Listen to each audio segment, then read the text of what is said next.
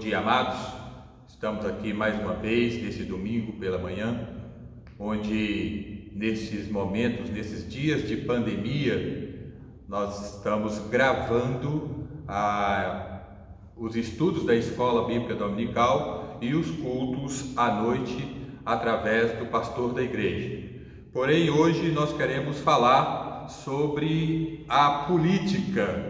O que é a política e qual é o nosso momento, qual o nosso envolvimento com a política, como cristãos, e com base no que Paulo escreveu aos Romanos, no capítulo 13, nos versos de 1 a 7, que nós leremos daqui a instantes. Antes, queremos cantar o hino de número 306 do nosso inário Novo Cântico.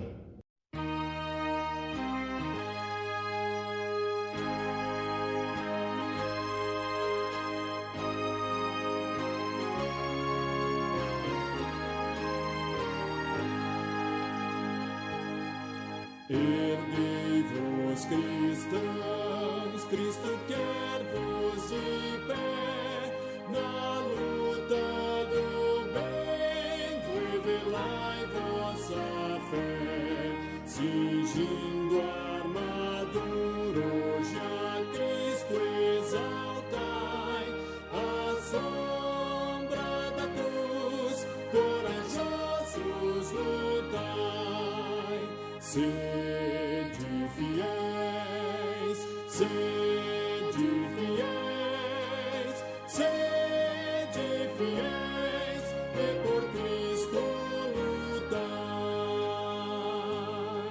Jesus vos remiu, afastai o temor, confiante segui vosso bom Salvador.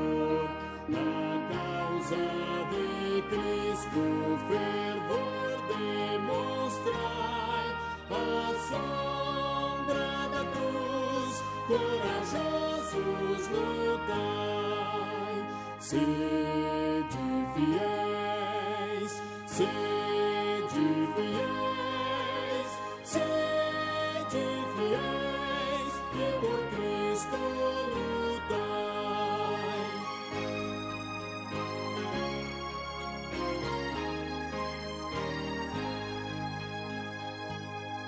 As hostes do mal deveis hoje enfrentar, das suas prisões pecadores livrar, de Cristo bem alto pendão levantai, à sombra da cruz, corajosos lutai.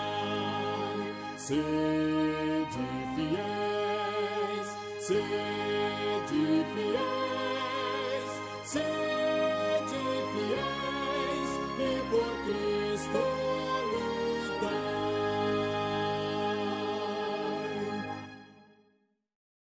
Vou apresentar a lição que tem como título O que é a política para o seu legítimo envolvimento.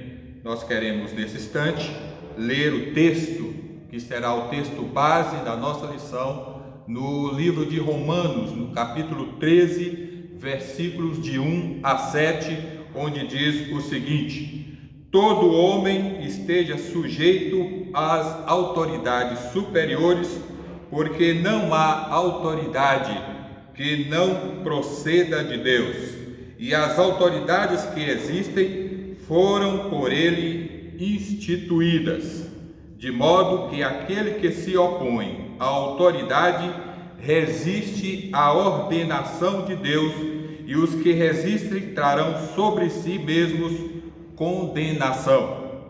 Porque os magistrados não são para temor quando se faz o bem, e sim quando se faz o mal. Queres tu não temer a autoridade? Faze o bem e terás louvor dela, visto que a autoridade é ministro de Deus para teu bem, Entretanto, se fizeres o mal, teme, porque não é sem motivo que ela traz a espada, pois é ministro de Deus, vingador, para castigar o que pratica o mal. É necessário que lhe estejais sujeitos, não somente por causa do temor da punição, mas também por dever de consciência. Por esse motivo também pagais tributos, porque são ministros de Deus, atendendo constantemente a este serviço. Pagai a todos o que lhe é devido, a quem tributo, tributo, a quem imposto, imposto, a quem respeito, respeito, a quem honra, honra. Vamos orar e vamos suplicar a Deus para o entendimento da sua palavra nesse instante. Senhor nosso Deus, nós te agradecemos por esses momentos aqui.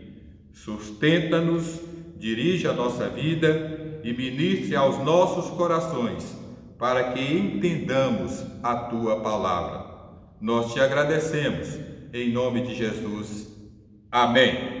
Nós temos como base bíblica o livro de Romanos, que nós já lemos, com o tema desta manhã: o que é a política para o seu legítimo envolvimento. A primeira coisa que nós precisamos entender é o que significa realmente a política. Política é a ciência de governar, é a arte de governar.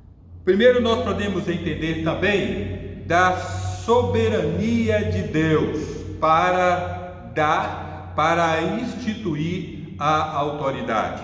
Em primeiro caso, Deus é soberano.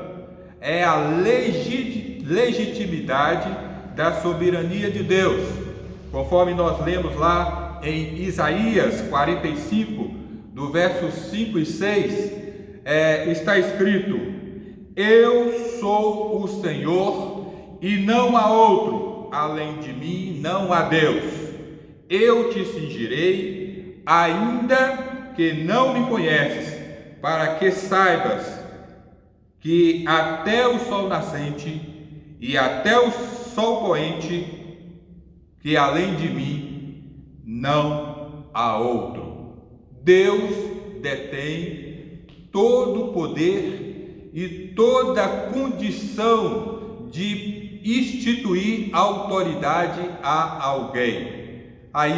Essa autoridade não é uma autoridade simplória, uma autoridade onde a pessoa pode fazer dela o que quiser. Deus institui a autoridade, mas com limites de autoridade.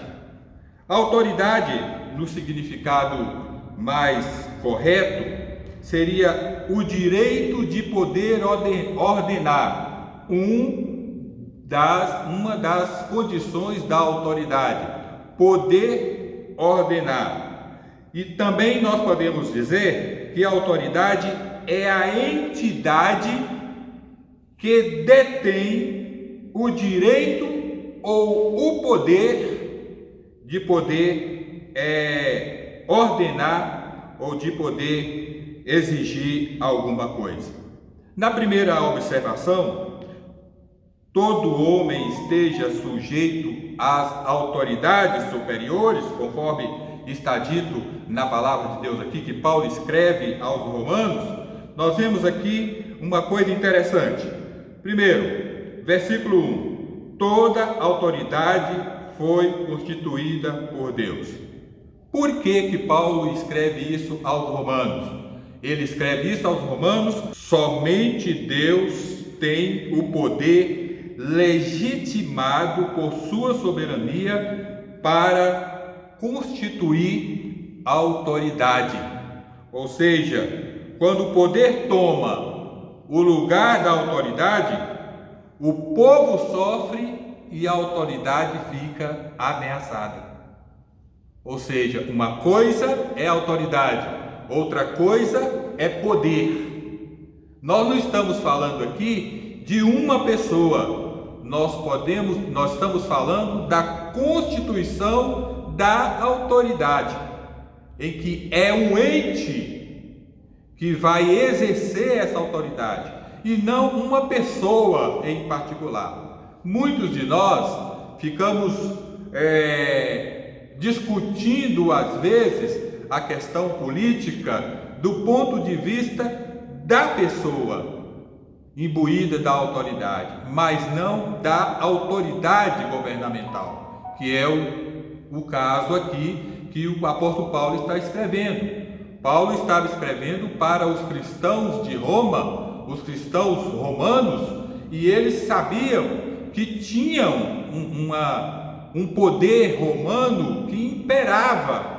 Então Paulo não poderia dizer diferente: olha, vocês não obedeçam à autoridade, porque seriam mortos, né? Eles estavam debaixo do poder do Império Romano. Então Paulo sabia, e Paulo não poderia dar outra informação, dar outro conselho que não fosse de que eles continuassem respeitando a autoridade. Não é uma questão, eu repito, não é o poder da pessoa, mas a autoridade que ela tem para provocar a justiça social, porque esse é o propósito da autoridade constituída por Deus.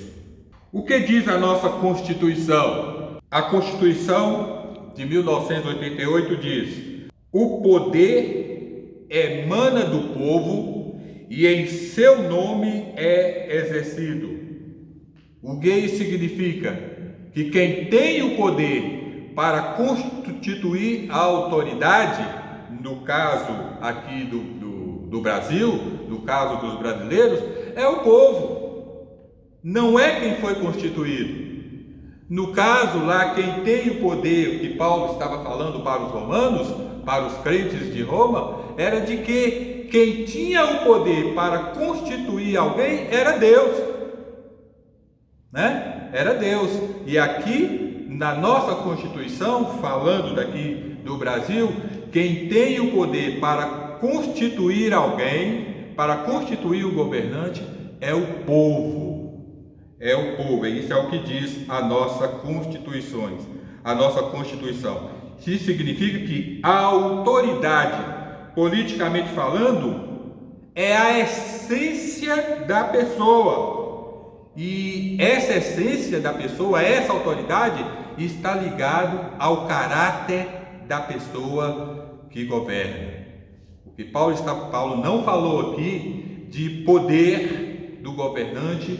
Paulo não falou com ele que o governante poderia fazer o que quer. Paulo não falou nada. Paulo disse aos cristãos: obedeçam à autoridade. A autoridade aqui não era César, né? Não era a pessoa de César, mas as leis que eram instituídas para o governo se imbuir da autoridade de governar. O poder provoca o medo quando ele é instituído. O poder pode provocar o medo ou instituí-lo, né? Eu lembro, por exemplo, eu quero abrir um parênteses aqui para dar uma empresa que eu trabalhei, eu tinha um chefe, que o chefe ele era muito duro. Então eu tinha um colega lá na empresa que, quando esse homem chegava, quando ele entrava na nossa sala, ele falava assim: vamos tomar cuidado porque Deus chegou. Por quê? Porque ele não tinha autoridade, ele não usava de autoridade, ele usava de poder. Então as pessoas tinham medo dele. Nós tínhamos um certo medo quando ele estava presente. A gente não trabalhava, de certa forma, direito, porque a gente ficava entre entre aquela situação de qualquer problema, nós éramos chamados de atenção, mas de uma certa forma, não com autoridade, mas pelo poder que ele queria exercer sobre todos nós. Então, o poder, ele provoca o medo ou pode instituir no meio de um povo um certo medo. A autoridade, ao contrário, provoca empatia e provoca respeito. É muito bom quando nós respeitamos a autoridade. E é isso que Paulo estava dizendo. Respeite a autoridade. Ore pela autoridade. E estejam bem com a autoridade.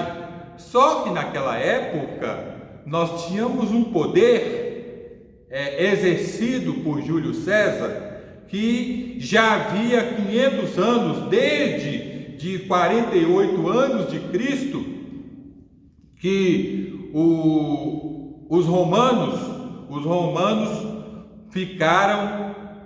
dominou toda a Europa, e isso durou 500 anos de domínio, né, pelos romanos. Por quê? Porque antes desse domínio, era um poder republicano. E hoje, e depois desse domínio, passou a ser um outro tipo de poder ligado ao imperador romano, que ele ditava, ele mandava matar e mandava prender do jeito que ele quisesse. Então as pessoas temiam, as pessoas tinham medo, né? E os cristãos naquela época eram os que mais sofriam com César. Lá em Filipenses, me parece no capítulo 2, Paulo escrevendo aos crentes de Filipos, Paulo fala: todos os santos vos saúdam, especialmente os da casa de César. Por que Paulo faz essa distinção, esse cuidado de dizer especialmente os da casa de César? Porque os da casa de César eram os cristãos que mais sofriam, porque eles não podiam, né, nem mesmo falar muito sobre Jesus, sobre a salvação, sobre o que eles tinham aprendido a respeito do Evangelho. Então eles se calavam. Por quê? Porque eles eram mais perseguidos. E por isso Paulo faz essa distinção. Todos os santos vos saúdam, especialmente os da casa de César. César era um déspota, César era um homem perigoso, César era um homem rude, César não era um sujeito bonzinho, né? Então, por isso, Paulo faz essa distinção. A primeira inferência de Paulo à igreja, ele escreve para a igreja que está em Roma. Os cristãos deveriam obedecer às autoridades civis. Ponto final. Obedeçam, porque é melhor para vocês. Se já não é tão bom a situação de vocês perante o governo de Júlio César, perante o Império Romano, agora que vocês alcançaram a graça, agora que vocês fazem parte da graça, obedeça às autoridades. Obedeça às autoridades. Toda autoridade é constituída por Deus. Significa que Deus é a lei. Por isso que nós devemos obedecer. Quando nós obedecemos à lei, quando nós obedecemos às autoridades, nós estamos, de certa forma, obedecendo à lei. A segunda inferência: se César está no governo, é porque há uma permissão. Paulo diz: todo governo, toda autoridade é constituída por Deus. Mas eu quero aqui abrir um parênteses para dizer aos meus amados irmãos: não entenda permissão como vontade de Deus. Permissão não é vontade de Deus. Por quê? Porque Deus não é manipulador. Deus não pega a mente das pessoas e faz com que elas façam o que Ele quer que elas o que ele quer que elas façam. Deus não manipula as pessoas para fazerem o que Ele quer. E foi por isso que Jesus disse a Pilatos: nenhuma autoridade terias sobre mim se de cima não te fora dado. A autoridade, o poder de constituir a autoridade é de Deus. Em um outro momento, Jesus disse para os discípulos: todo poder me é dado do céu. Ou seja, Deus é que detém o poder de dar autoridade a alguém. Toda autoridade só é dada por Deus, porque Deus é o Criador do mundo. Olha, se Deus é o Criador do mundo, Deus tem o controle e a sua vontade própria. Deus tem o controle de todas as coisas. Na revista aqui tem uma pergunta dizendo que Hitler foi levantado, ou Hitler foi ministro de Deus? Como é que nós respondemos esta pergunta? A primeira coisa que nós precisamos para responder essa pergunta é reconhecer o que nós já dizemos da legitimação da soberania de Deus.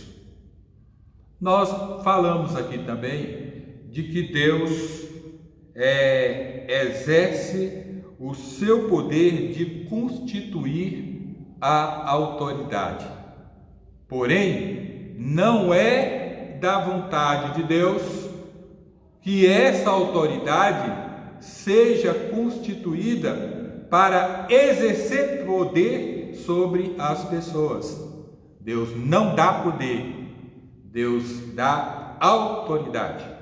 Então, Hitler exerceu autoridade porque Deus lhe permitiu exercer. Hitler exerceu autoridade porque Deus lhe permitiu exercer. Se o governante exerce mal a sua autoridade e sem a prática da justiça social é o propósito principal de todo governo constituído. E se nós imaginamos que Deus colocou lá pela sua vontade, e nós não podemos confundir vontade, com permissão. Se nós imaginarmos que Deus colocou lá pela vontade dele, nós corremos o perigo de culpar a Deus, se entendermos que Hitler foi colocado lá pela vontade de Deus. Então nós vamos dizer: espera aí, mas Deus então queria que Hitler matasse o seu povo? O Hitler foi responsável, a história nos conta, pela morte de 6 milhões de judeus. Então o Hitler foi responsável? Ou Deus foi responsável porque ele foi lá pela vontade de Deus? Não, não é pela vontade, pela permissão de Deus, porque Deus é o Criador do mundo, Nós não podemos pensar em vontade de Deus, podemos pensar em permissão, autorização para que o governo que o povo escolheu governe. Isso é delegação de autoridade. Não foi o povo judeu que escolheu Hitler, mas uma grande parte do povo alemão escolheu Hitler. Esse é que é o problema.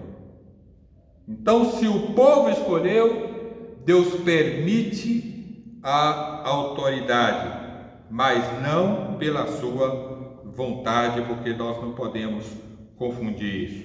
Então, o povo escolher não significa que Deus escolheu, porque senão nós teremos aquele ditado popular, né? A voz do povo é a voz de Deus, e isso não é verdade. A voz do povo nunca, jamais será a voz de Deus. Segundo ponto que nós queremos tratar aqui é a questão de causa e efeito.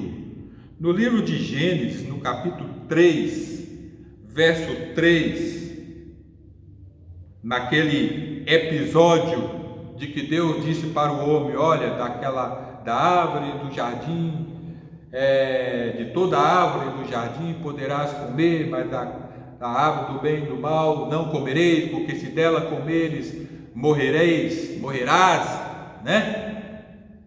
Aí, no capítulo 3, diz assim: dele não comereis para que não morram. Mas aí, a questão de causa e efeito, nós temos o Satanás, né, que era a serpente, dizendo, depois que Deus diz isso: é certo que não morrereis. Ou seja, Deus indicou a causa: se comerdes, morrereis. O diabo, Satanás, vem e diz: é certo que não morrereis. Deus indicou a causa, mas o homem preferiu arriscar as consequências. É uma questão de causa e efeito. É a antivisão do homem, a antivisão na esfera do mal, né? Deus diz: olha, se comerdes, certamente morrerás. O diabo diz: é certo que não morrereis. É uma antítese do que Deus havia dito. No tempo de Paulo, Roma estava sob o controle do Império Romano. O Império, antes do Império Romano tomar toda aquela e viver por mais de 500 anos, como eu já disse, Roma era uma república. Era escolhido os governantes por um conselho, né? Era uma república. Depois que houve uma grande comoção civil, como nós podemos dizer, uma guerra civil, né? O Júlio César tomou parte da Europa e tomou conta e fez lá, constituiu o seu império. E a maior parte da Europa foi totalmente dominada. Então Paulo não poderia falar diferente. Olha, vocês estão diante de um poder muito perigoso. Aí as pessoas morrem por qualquer coisa. Se você é contra, você morre. Ainda mais agora, vocês que são cristãos, vocês têm mais uma coisa para o governo não gostar muito de vocês, porque o governo ele detém para ele todo o poder. O Império Romano detém para ele todo o poder. Naquele contexto, Paulo não podia aconselhar os cristãos de forma contrária, porque senão todos seriam mortos, muitos seriam mortos por desobediência civil, né? Por desobediência civil. O governo brasileiro, é preciso dizer isso aqui, é um governo republicano. Por isso que nós temos a Constituição da República Federativa do Brasil. Nós somos um governo republicano. E há uma lei que estabelece os limites da autoridade brasileira, né? nos limites da autoridade brasileira, que é a Constituição, que é a nossa, na pirâmide das leis, a Constituição está no topo. Nela estão escritos lá os pilares da democracia. O Aristóteles disse que o homem, por natureza, é um animal político. Os poderes constituídos e harmonizados estabelecem o equilíbrio pela governabilidade, o que nós chamamos no direito da lei de pesos e contrapesos. Qual é o propósito principal? Promoção da justiça social e dignidade humana. Martin Luther King, ele disse certa vez: nada no mundo é mais perigoso que a ignorância sincera. Vou repetir: nada no mundo é mais perigoso do que a ignorância sincera. Então nós precisamos sim, como cristãos, mas não, de repente, nós não podemos nos envolver na política partidária. Às vezes eu fico preocupado quando alguém eminente, né, seja na igreja, pessoas, pastores, líderes religiosos, se envolvam muito na política partidária, porque o que nós vemos, que nós temos percebido, é que essas pessoas fazem a escolha por um homem, pelas ideias de um homem, não por uma ideia, unicamente numa ideia com o propósito de justiça social, com o propósito de ajudar as pessoas realmente como deveriam ser. Então isso é a minha preocupação. E muitas vezes essas pessoas, depois que elas chegam lá, mesmo como líderes religiosos, eles acabam tendo que fugir um pouco do propósito da palavra de Deus, inclusive nesse texto que Paulo está dizendo.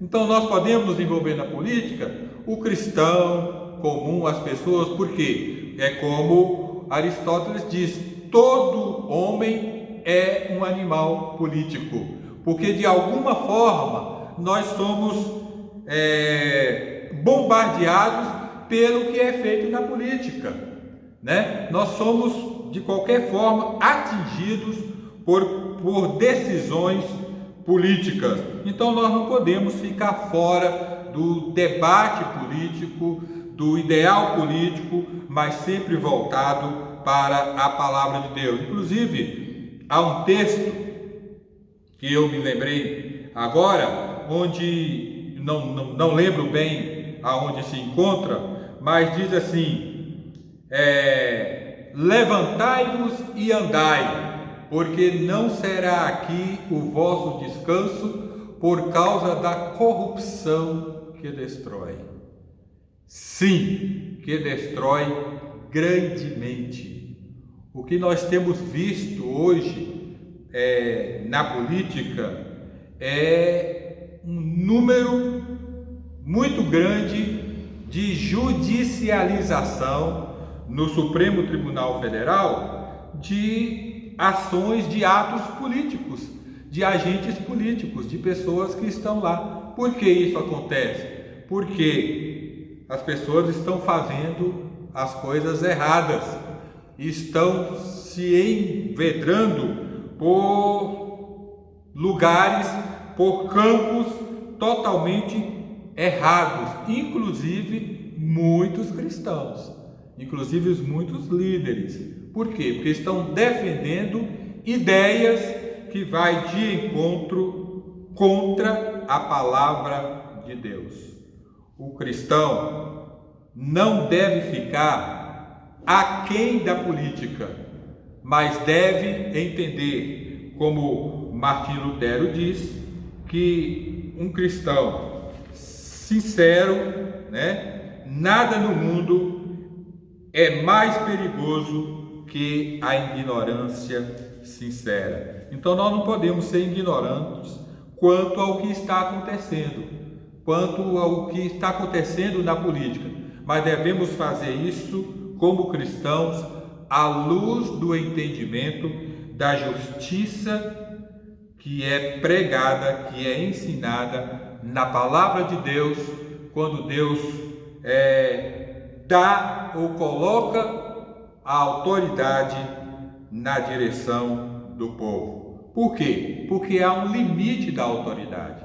As pessoas não podem, tendo a autoridade, tornar a autoridade um poder próprio, né? Nós ouvimos aí há alguns dias atrás de um governante dizer: ó, minha caneta tem poder, eu faço com minha caneta, ou seja, uma canetada resolve o problema? Não, não é assim. Nós entendemos que o político ou a autoridade política precisa, antes de qualquer decisão, pensar no bem do povo, na justiça social, porque esta é a permissão de Deus para colocar aquela pessoa ou aquele governo para governar o povo. Porque quando o governo não atende os requisitos cristãos, o povo sofre. Os limites da obediência está no seguinte fato.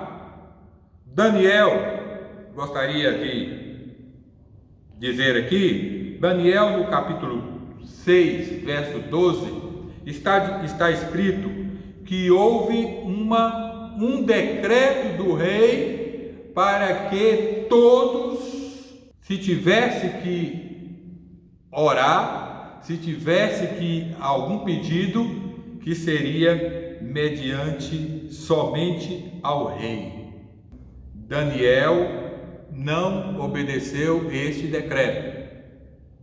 E diante dessa situação, as pessoas que eram contra Daniel, que Daniel não era, assim, vamos dizer, do mesmo partido, do mesmo grupo, né?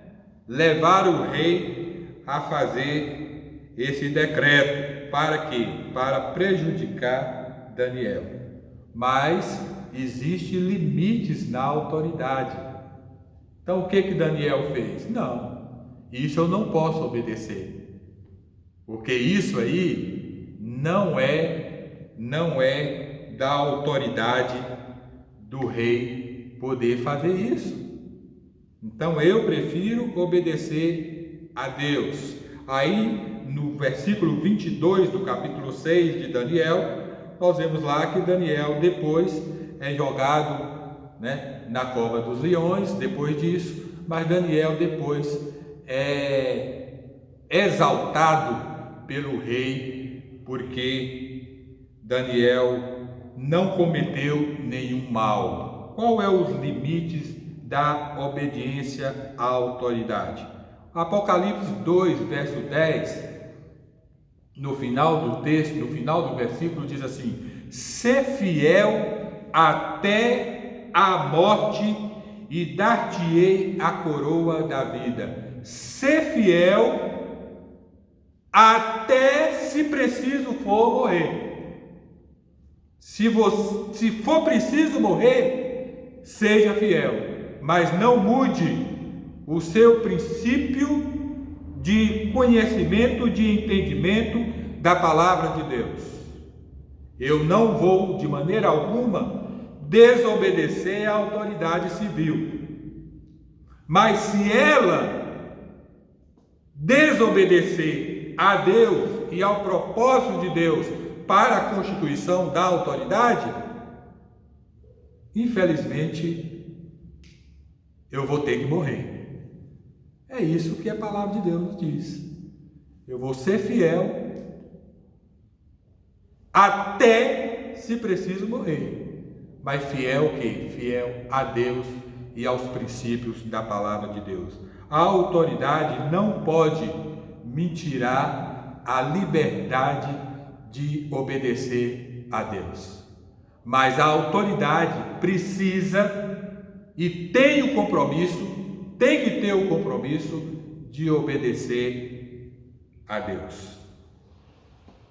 A sentença de morte, no caso aqui, acontece sempre por desobediência a uma autoridade por uma lei constituída. Ou seja, quando alguém é condenado à morte, é porque desobedeceu a uma lei constituída feita pela autoridade.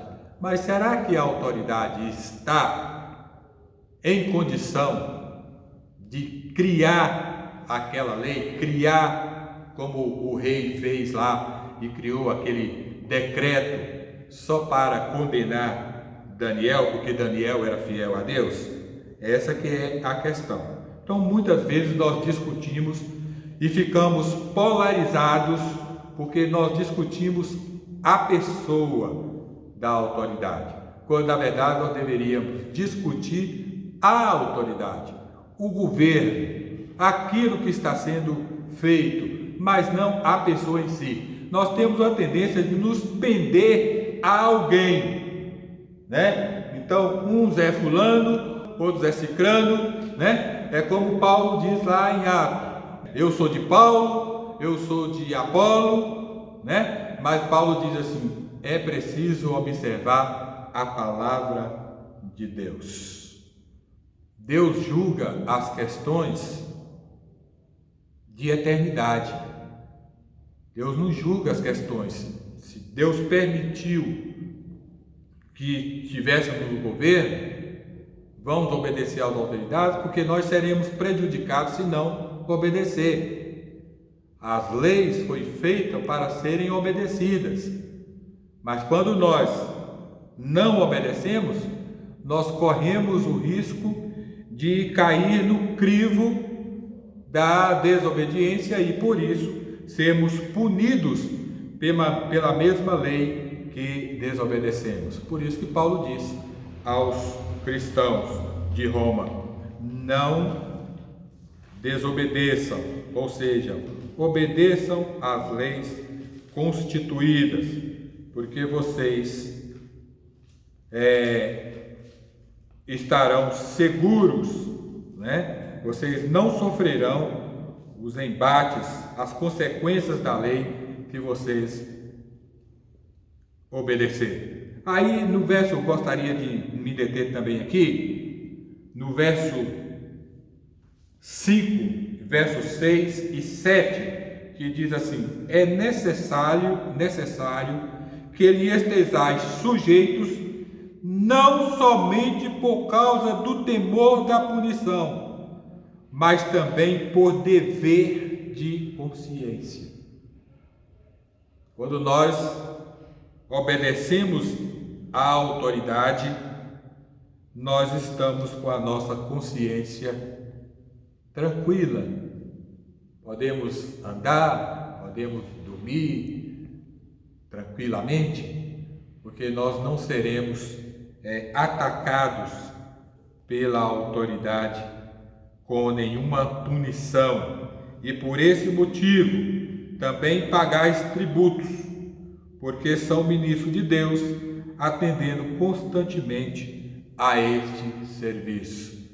Ninguém gosta de pagar tributo, não é verdade? Ninguém gosta de pensar em tributo. Os comerciantes aí é que podem dizer isso, né? Quem é que gosta de pagar tributo? Até porque no Brasil, o Brasil é o país do mundo que mais cobra tributo. Não há nenhum país que cobra mais tributo no mundo do que o Brasil, né? E por isso nós não vemos esses tributos sendo revertido em justiça social, em melhoria da população. Isso é bem verdade, nós não vemos isso. Porém, nós precisamos entender que é esta a palavra de Deus e o conselho que Paulo está dando aos crentes de Roma. O governo não está fazendo a sua parte? Não importa, a minha parte eu preciso fazer. porque esta é o que Deus está nos orientando. Aí no versículo 7 diz assim: pagai todo o que lhes é devido, a quem tributo, tributo, a quem imposto, imposto, a quem respeito, respeito, a quem honra, honra.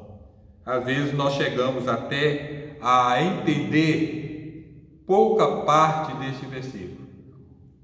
Pagamos o tributo porque somos obrigados a pagar. Respeitamos as instituições e respeitamos o governante porque somos obrigados a respeitar, porque senão somos punidos pela lei. O problema aqui está na última parte: honra.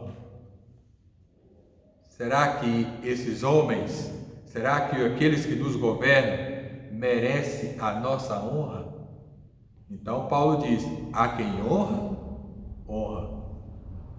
Pode ser que nós tenhamos que fazer tudo pela obrigação de fazer, né? Para não ser punido, mas ficamos às vezes devendo a honra, porque nós entendemos muitas vezes que aqueles que nos governam nem sempre merecem a nossa honra.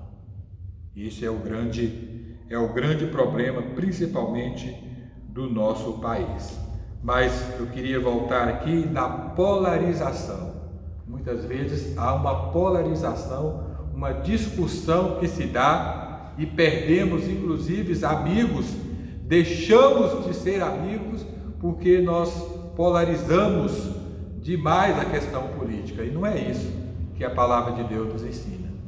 A palavra de Deus nos ensina a sermos servos uns dos outros, sermos educados, né? Sermos amigos uns dos outros e orar pelas autoridades.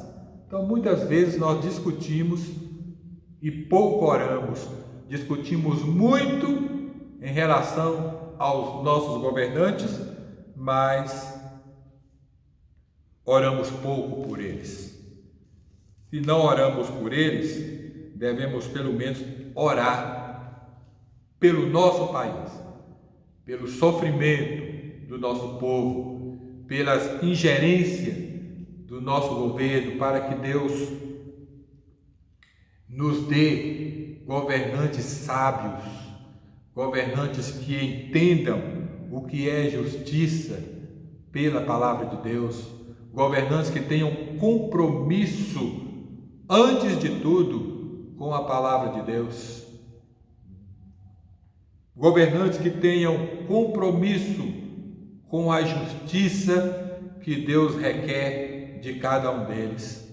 É isso que nós precisamos entender. Queremos terminar dizendo aqui que o legítimo envolvimento cristão na política deve começar com a participação do crente no dia a dia com a sociedade. Você pode ser um bom participante da política se você estiver preocupado com a situação do seu vizinho, com a situação do seu ente querido, com a situação do seu próximo. O que está acontecendo com ele?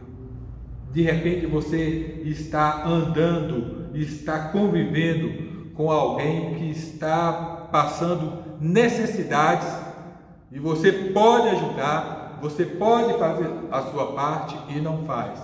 Isso é política.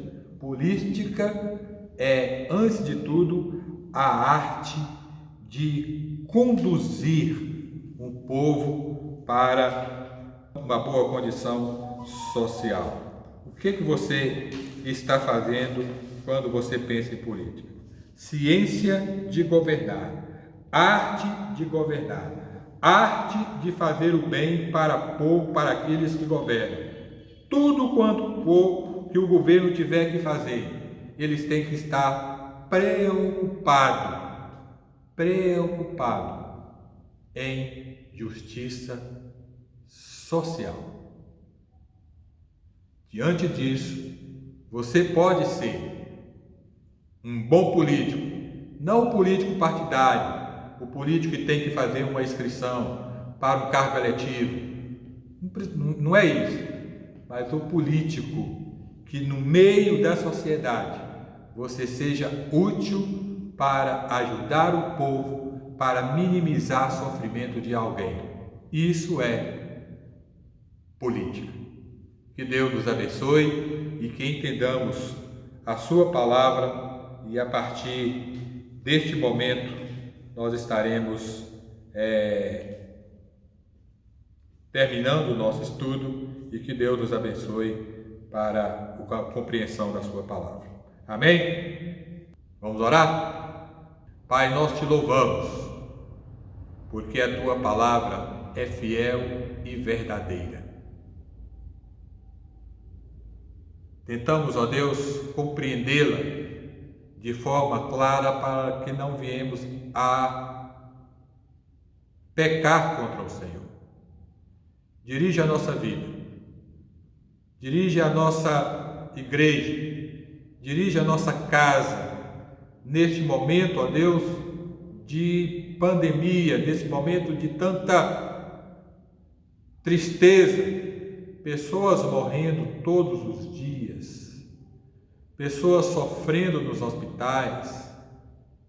Ó Deus, nós te pedimos para que, diante deste caos social, nós te pedimos para que os nossos governantes estejam atentos para procurarem fazer o melhor para minimizar o sofrimento do nosso povo. O Senhor os constituiu como autoridade para praticar a justiça, para serem honestos, para serem, ó Deus, capazes de transformar aflição em bênção. Nós te pedimos, ó Deus, para que, antes de tudo, estejam eles atentos à palavra do Senhor. Que, antes de tudo, sejam submissos ao Senhor, para que recebam do povo o respeito, a honra e a submissão.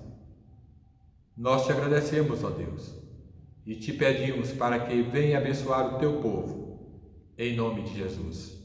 Amém.